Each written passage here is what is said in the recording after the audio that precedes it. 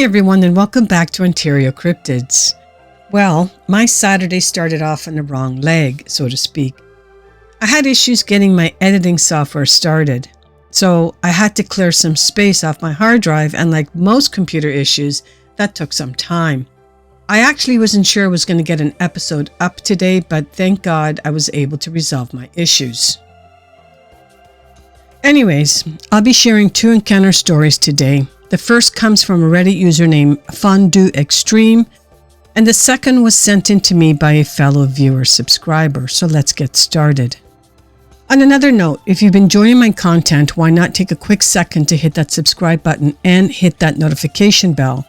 That way you'll never miss out on the latest episode, and you'll be joining a community of like-minded individuals who share your interests. Let's keep this journey going together. Thank you for your support. Okay, if you have an encounter story that you would like to share, then please forward your stories to OntarioCryptids@gmail.com. I would be honored to share your story with like-minded people. Now sit back and relax as we begin with today's episode. This first encounter takes place in 2017. We're heading somewhere in the Midwest to a local truck stop. Hey everyone, I've been lurking here for a while, and I thought I'd share a strange experience from about 7 years ago that's been haunting me ever since. I've been a trucker for over a decade, and you hear all sorts of stories on the road, but this one still gives me chills. I was driving through a particular desolate stretch of highway in the Midwest when I decided to pull over at a truck stop for the night. The place was pretty run down, and there were only a few other trucks parked there. As I was getting ready to settle in, I overheard a couple of guys talking near one of the trucks. They seemed on edge, whispering urgently. I caught snippets of their conversation and heard one of them say, "Watch out for the lizards." I thought it was a weird thing to say, but I didn't think much of it at the time. I figured it was some local slang or inside joke. As the night wore on, I started to drift off, but then I heard footsteps crunching on the gravel outside. It was strange because it didn't sound like just one person. It was like a small group was walking around, but the pattern was irregular and unsettling. Curiosity got the better of me, so I peeked out my window. I couldn't see much in the dim light, but there were definitely figures moving around the parking lot area. They seemed to be skulking between the trucks, almost like they were looking for something. I told myself it was probably just other drivers stretching their legs, but the unease wouldn't go away. Suddenly, I heard a sharp knock on my door. My heart leaped into my throat. I glanced at the clock. It was well past midnight. I called out, asking who it was, but there was no response, just the sound of footsteps shuffling away. At this point, I was too spooked to investigate further, so I locked my doors and tried to get some sleep. Just as I was drifting off again, I heard a low hissing sound coming from somewhere nearby. It was faint, but persistent, like someone whispering just out of earshot. I squeezed my eyes shut and told myself it was just my imagination, but then I heard the footsteps again, closer this time. Throughout the night, I could hear knocks and scratches on the other trucks around me. Every once in a while, there was some sort of yelling or moaning coming from the distance, like someone or something was trying to communicate or call out. Occasionally, a smoky smell like a cigarette would waft through the air when the creatures were close to my truck. The rest of the night was a blur of eerie sounds and creepy dread. I kept telling myself it was just some weird local prank, but the whole thing felt off. As soon as the first light of dawn broke, I didn't waste a second. I fired up my truck and got out of there without even looking back. I didn't want to see what might have been left in the morning. To this day, I can't shake the feeling that there was something more to those lizards than meets the eye. Maybe it's just an overactive imagination, or maybe there's something out there in those backwoods truck stops that we're better off not knowing about. Stay safe out there and keep your eyes and ears open. You never know what might be lurking in the dark.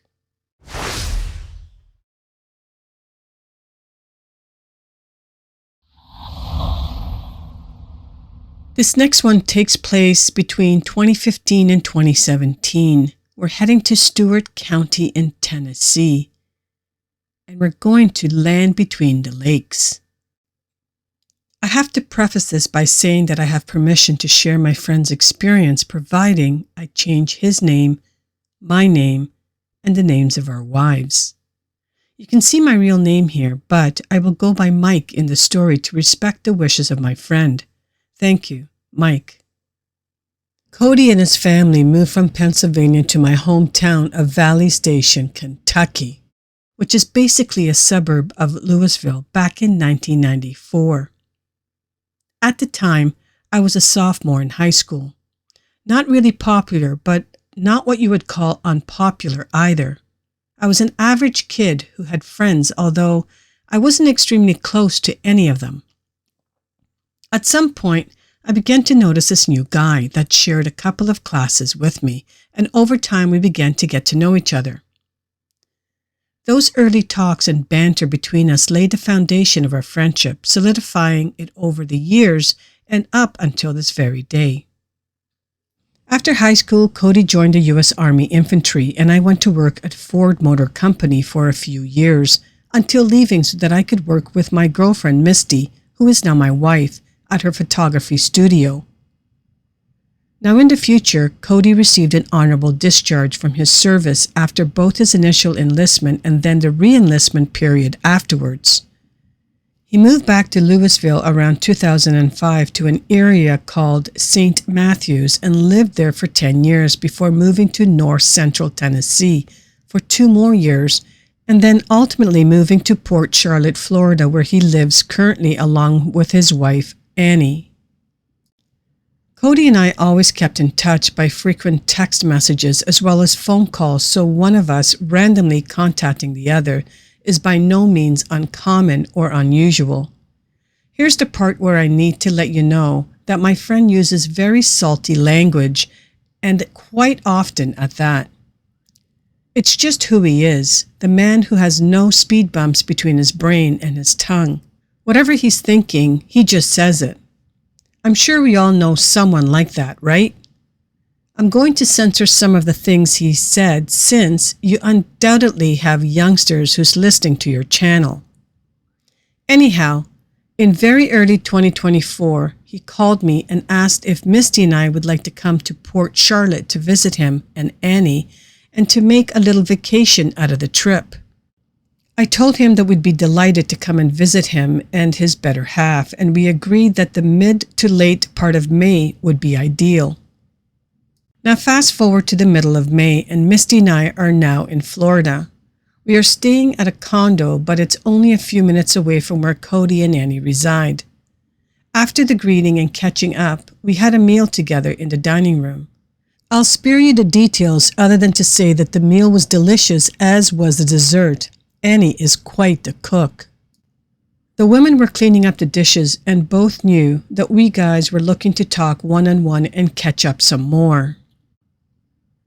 We stepped outside and sat down in comfortable chairs opposite one another. We were just beyond Cody's screened-in porch and their swimming pool. After taking our seats, he handed me a cold beer in a bottle. The look on his face changed from one of happiness to seriousness almost instantly. He looked uneasy, unsure, and conflicted. This wasn't a Cody that I knew, and I wondered what was troubling him. I could read it on his face very plainly. He looked off to the side, back up to the house, and then turned his gaze back at me. "Mike, do you believe in mother bleeping Sasquatch?" he said with a rigid consonance. Before I could even begin to think to reply, he quickly followed up with, "Do you believe bleeping monsters are out there? They're real, dude." He then took a swig of his own beer and casually lit a cigarette before continuing. I answered him and said, "To be honest, I really haven't given it much thought. What is it actually you're trying to say, man?" I was studying his face and he gave me a slight nod. We know each other extremely well, and he knew I required more information. He gave me a slight nod and then proceeded with what he had to say. Cody took a long drag of his cigarette and then another gulp of beer and said, You remember when I was living in Tennessee near Clarksville, dude? Yeah, of course I do, I said. Cody then replied, remember me telling you about the time I went exploring and camping at Land Between the Lakes? I didn't speak. I just gave him a nod in acknowledgement. I didn't tell you everything. I should have told you, but something made me hold it back, bro. Only 3 people know what happened to me that day. My parents and my wife. You're going to be the 4th person I tell this to, dude. You feel me? I quietly said, yeah, okay, brother. What happened there? He clenched his jaw tightly, took a drag of the cigarette and proceeded. Cody began. First day bleeping uneventful as bleep. I had a pop-up tent pitched and my food and drink while that crap was in a cooler locked inside my ride. I explored a click out from my camp with a Henry Mare Lag 44 Magnum on the rig on my back, a 10mm Glock in a holster on my hip, and 2 extra magazines, a folding tactical knife, a canteen of water, and some granola bars. It was just me and nature communing with each other. Very chill on day 1, dude. He went on and said, anyway, I went back to my camp later, had a meal, drank some beer, and crashed out in my tent. Day 2, though, day 2 was faux bar. Absolutely the weirdest, scariest bleeping day of my bleeping life, bro. That was the day I found out Bigfoot or Sasquatch or whatever you want to call that bleeper is 100% legit real. But not only that, dude, I saw other things also. Something worse. At this point, Cody finished both his beer and cigarette. He set the empty bottle down on the grass and yelled inside to Annie for her to bring him another, which she did before going back inside with Misty. He lit another cigarette and took another drink of beer before going on with his story. I was sitting in my chair, my head and body inclined forward so that I could hear him better as he spoke. I then noticed Cody was trembling slightly, and this was something that I've never seen before. He went on though, and I looked up, locking my eyes with his. Next day, I decided to go northeast a few clicks to see what was up that way. I then noticed Cody was trembling slightly, and this was something that I've never seen before. He went on though, and I looked up, locking eyes with his. Next day, I decided to go northeast a few clicks to see what was up that way. Like the day prior, same loadout, all the exact same stuff. Anyhow, dude, I found a game trail that no diggity, no doubt is used by deer in the area, probably coyotes as well. Birds were singing in the trees. I saw some squirrels and heard them barking, right? All the usual things, my man. I decided though to get off the trail, and that was a bad idea. I wasn't going to interrupt him now. I just nodded, which can be used as a universal sign for keep going, which he did. I went maybe another half a click around some brush and into an area that opened up. It was a mix of large and small trees, mostly oak trees along with some pine trees and dogwood trees. I walk a little further, dude, and I see 2 large trees that have fallen and a large tree stump close to them.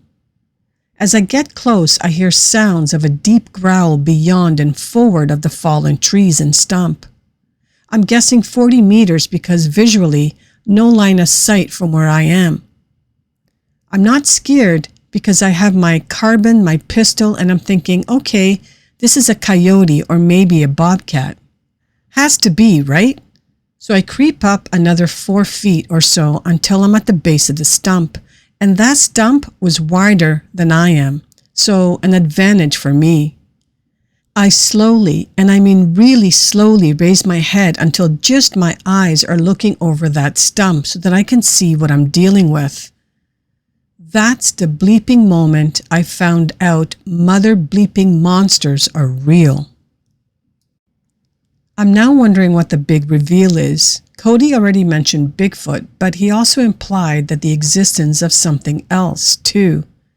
I quickly found out that there is more than just one type of something else. reptile dudes. Huge mother bleeping 15-foot tall reptile dudes. Now, I'm typically not a person who uses foul language, but I heard myself say, "What the fudge?" Yeah, I didn't say fudge, but for the sake of the people listening, well, let's say I did. Cody excitedly continued. It wasn't just reptile dudes. There were 2 stacks of bodies also. Let me lay this all out for you, bro. One pile to my left of dead Bigfoot, different color fur, black, red, reddish brown, brown and silver gray ones. A few feet away, a big pile of dead dogman, all different fur patterns and colors. I cut Cody off and said, "How do you know this bleep? What the bleep is a dogman?" His temper flared and he said, "I wasn't finished yet, Mike." He then added, "There was a dude in my squad who told me all about Dogman, but I thought he was full of bleep. Turns out the mother bleeper was right the entire bleeping time. But he never told me about any reptile dudes, bro." I told him I was sorry and then asked what happened. Cody said, "Behind the stacks of bodies, there were 2 reptile dudes, and standing between them was a Bigfoot roughly 8 feet tall. The head came up to their stomach area, and one had a hand over its chest and stomach area which completely covered it. The Bigfoot seemed to be struggling to get away, crying and growling. Then the reptile dude that was holding it tightly bent down and bit past the arm, the shoulder, and down to below the stomach. It killed a Bigfoot, Mike." Cody paused, sighed deeply, took another drink of his beer and a pull of his cigarette before he went on. He had some tears in his eyes, but he wiped them away. He isn't a person who likes to display what he feels because it can be perceived as weakness. There was a 3rd reptile dude behind and to his side of the others. The one was holding a female Bigfoot around the throat. She was 7 feet tall, and yeah, I know it was a female. I could see her breasts. She stood there and didn't seem to try and fight back, like she knew this was her fate and that was that. The reptile dude was more than twice her height, so I didn't know what she could have done, bro. Also, I have to tell you this part. There was some type of glowing, not sure what you'd call it exactly. Portal maybe? Some kind of portal that was shimmering close to the reptile dude that was the furthest back.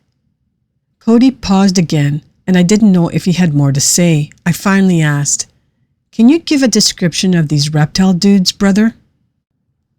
He exhaled, lowered his head a bit, and then raised his eyes to meet mine again. "Yeah, 15 bleeping feet tall. Head like a bleeping velociraptor or something close to that. Talons on the hands like a hawkbill knife. Those I got a really good look at. A lot longer than the blades on my SOG tactical knife, that's for sure. They had black eyes from what I could see. Also green bodies, but had dirty yellow or gold overlapping scales covering their chest and stomach. Those were huge and thick, and they reminded me of hard tactical plate body armor that goes inside a carrier. They also had huge bleeping tails that flailed around." I said, "That sounds terrifying, dude." He nodded and said it was. As quietly as I could, I backed up out of there and made my way back as fast as my leg would haul my butt back to my campsite. I looked over my shoulder a lot, but never saw or heard any signs of pursuit. "What about your guns?" I asked. Cody replied, "What about them? I had the mare's leg out, but I'm not sure that and the Glock could have saved me if I needed to use them. Anyhow, I made good time, pulled my tent up ASAP, tossed my bleep into my ride, and got the bleep out of there, bro." And that's what Cody confided in me. Let me tell you, I know him very well. Cody isn't the type to lie or make things up. If he says it happened, then I believe him. And looking into his eyes, talking to him on that personal human level, yeah, I believe every word he said. Thanks, Mike. Wow, I don't know what happened in the universe, but literally I had 2 lizard reptile man stories sent to me days apart. The first one was told last week, and now this one that I just shared. What are the odds? Well, thank you, Mike, for sending in that story, and thank you, Cody, for allowing us to share your encounter. I've heard a lot of weird stories surrounding LBL, Land Between the Lakes. Anyways, I hope you all enjoyed these encounter stories today. Now, let's acknowledge the current OC members. I would like to thank Elizabeth, Jim, Diana, and Teresa for their contribution and support as members of the OC community. Your support is greatly appreciated. Join our exclusive YouTube membership program and unlock a trove of perks for just $2.99 a month.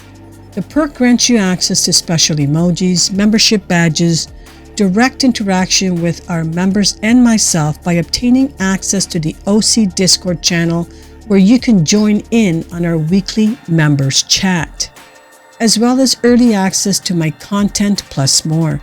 Don't miss out on the adventure. Become a member now and join us today. If these stories reminded you of an encounter that you may have had, then please forward your stories to OntarioCryptids@gmail.com. I would be honored to share your story on this channel. Thank you all for listening until the end. I truly appreciate it. Please hit the like button on your way out and smash the subscribe button if you're new to my channel. Have a wonderful week, and we'll see you next week right here on Ontario Cryptids.